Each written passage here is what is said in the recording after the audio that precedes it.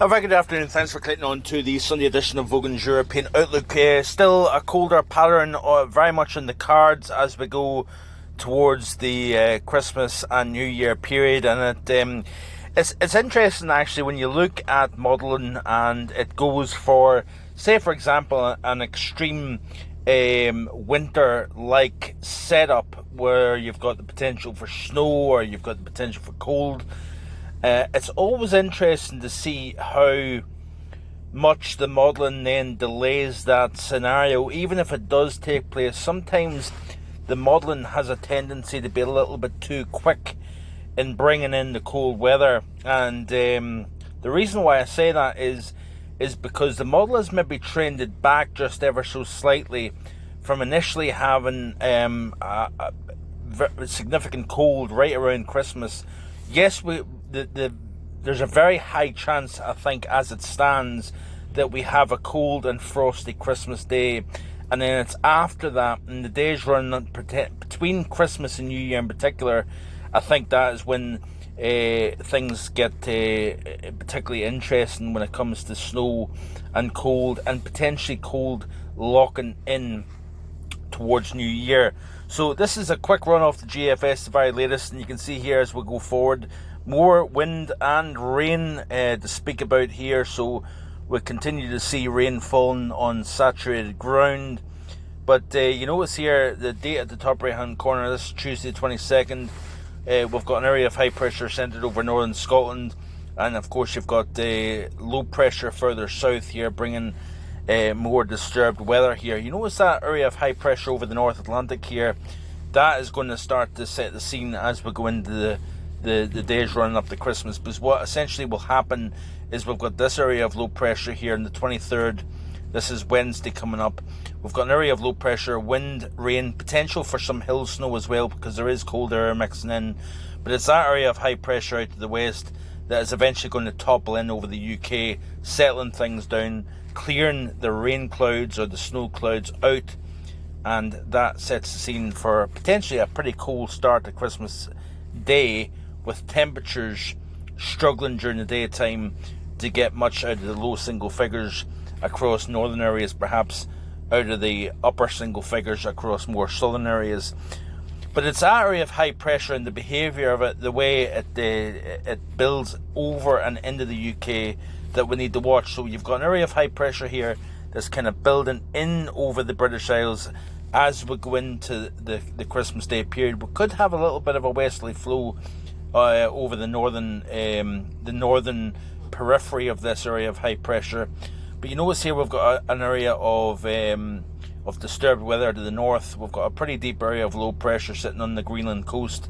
It's associated cold front, according to this model run, and I will emphasise that, according to this model run, pushes down over the British Isles, and it pushes a surge of bitterly cold Arctic air in over the British Isles, and that area of high pressure gets, in a sense, kind of squashed and deflected south. It pivots south, but then it pivots back north on the western side of that area of low pressure, as you can see here, and it bounces right up in the Greenland here, and it sets the scene for a very, very significant push of cold air from north to south over the British Isles. And of course, with any precipitation, it would be in the form of snowfall. So this is Monday. This is a week tomorrow, so a long way out. It's likely to change in terms of the overall details, but the emphasis will be that it looks as if we're going to turn increasingly colder and increasingly more wintry in the period between Christmas and New Year in particular. But this certainly here, folks, would be a cold setup, a direct discharge of Arctic air straight in over the British Isles, low pressure over the North Sea, and of course the combination of that with cold air indicates the potential for snow even down at low levels here. Let's have a quick look, in fact, at the 850 millibar temperatures here. You can see the mild air associated with that high over the North Atlantic, but look at this here. We've got a direct discharge of Arctic air down over Western Europe, including all of the UK, much of France, much of Spain and Portugal as well, and this certainly is an interesting setup. even once that setup kind of gets distorted somewhat, you get more cold air, and reinforcing shots of cold air looks as if it's going to take place as we go from Christmas Day into the New Year's Day. And we could in fact have the setup that has a white New Year. That is a possibility as well. Like I say, this video is not a forecast. It is more or less looking at the trends, looking to see what the increase in likelihood of what we should get. And certainly cold is very much on the cards here, folks. Look at this here. By the time we skip out to the period, this is at the very, very end of the model run, and you can see here that we have, if we can get back to it, we can see here that by the Monday the January 4th, still notice here that there's a high pressure, there's warm air getting transferred from the North Atlantic up into Greenland here, so the emphasis being on a negative North Atlantic oscillation, and of course a negative Arctic oscillation as well. But that bitterly colder, the extreme cold, is actually not that far off northern Scotland, if you notice that here. So it is certainly interesting times to come.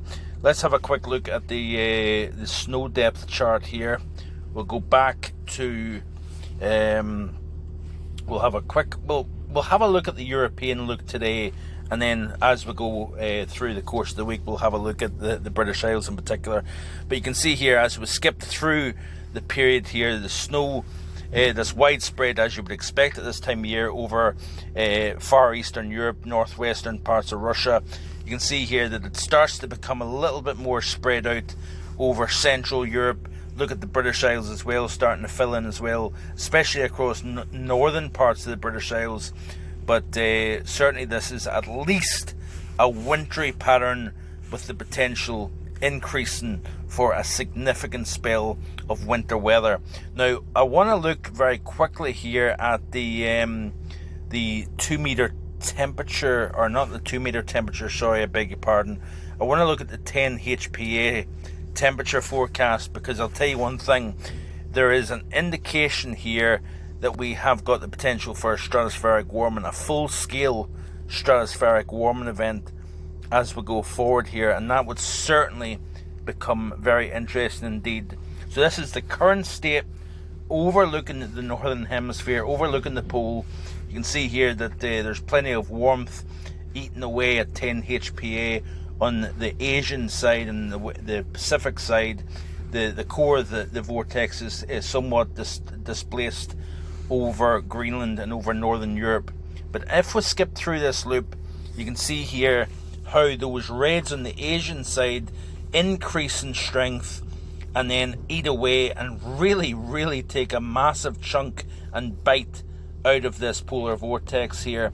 And this is certainly at least an indication of, if not a major displacement, if not a major split, the potential for even a collapse of the polar vortex here as we go into the New Year period here. So certainly winter is very much on the cards here when looking at all the different variables. That's it for today. Hope you have a great day. I'll be back in the next few days with more. Bye for now.